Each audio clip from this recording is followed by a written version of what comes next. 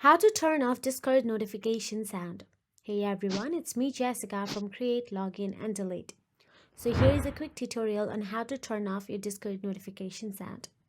First of all, go to any preferred web browser and navigate to the discord.com.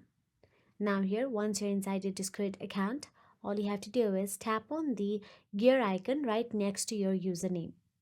This opens the user settings. Simply tap on it and navigate to the user settings.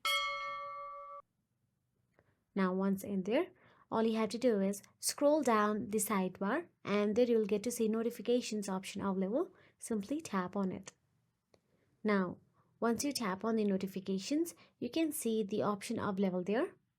Enable notifications. Simply toggle that switch off and it will disable all the notifications. You can also toggle off any of the following as needed, like messages, defin, mute, user join, leave, PTT activate, deactivate. You can also toggle off all sounds completely. And that is it. If you found this video helpful, please like, share and subscribe, and thank you so much for watching.